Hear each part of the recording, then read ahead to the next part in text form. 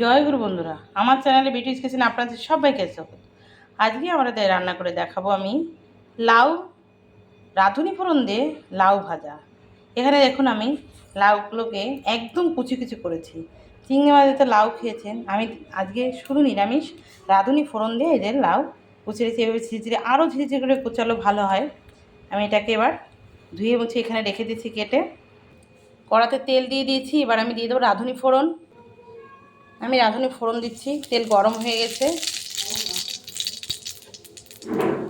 এবার নেড়ে চেড়ে রাঁধুনিটা একটু লাল হবে, আমি লাউটাকে দিয়ে দেবো।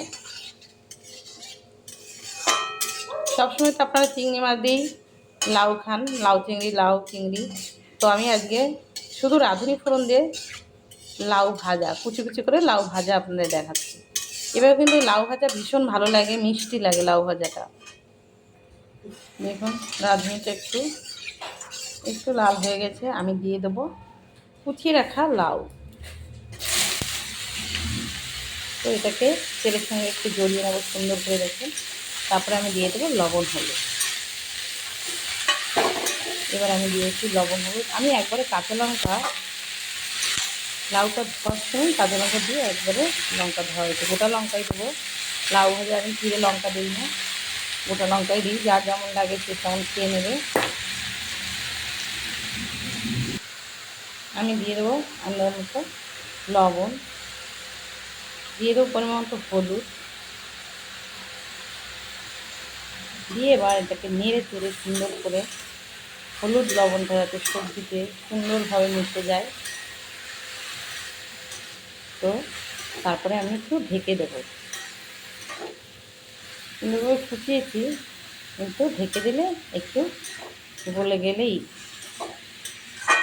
তারপরে জলটাকে টানিয়ে নিতে, ঢাকলেই জল বেরিয়ে যাবে, লাউয়ের একটা জল বেরোয়। তো আমার এবার ঢেকে দেবো। আমি লাউতে বেশি হলুদ দেবো না। দেখুন বন্ধুরা, এই যে আমি ঢেকে দিয়ে এই ঢাকনা তুলে নিয়েছি।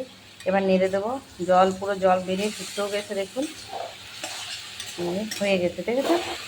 এবারে এই যে জলটা আছে, এই নাড়তে চাড়তে নাড়তে চাড়তে জলটা পুরো টেনে যাবে, নামিয়ে নেব। এটা হচ্ছে পুরো প্লেন লাউ ভাজা। এবার জল ফুল বাড়িয়ে দিলাম, একটু জল কমিয়ে দিয়েছিলাম আর বাড়িয়ে দিয়েছি, জল তাড়াতাড়ি টেনে যাবে। এই দেখুন ভিতরে জল কেমন আসে দেখুন। দেখুন রাঁধুনি ফোড়ন দিয়ে লাউ ভাজা আমার হয়ে গেছে, আমি নামিয়ে নিচ্ছি। এবার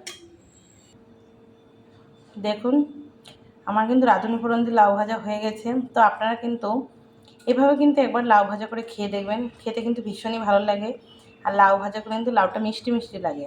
চিংড়ি মাছ তো সবাই খান, তো এভাবে অতি অবশ্যই নিরামিষ দিনে হোক এমনি দিনেও খেয়ে দেখবেন। তো আমার এই রেসিপিটা যদি ভালো লেগে থাকে তাহলে please please please like share comment করতে কিন্তু ভুল করবেন না, সাবস্ক্রাইবটা করে দেবেন। জয় গুরু।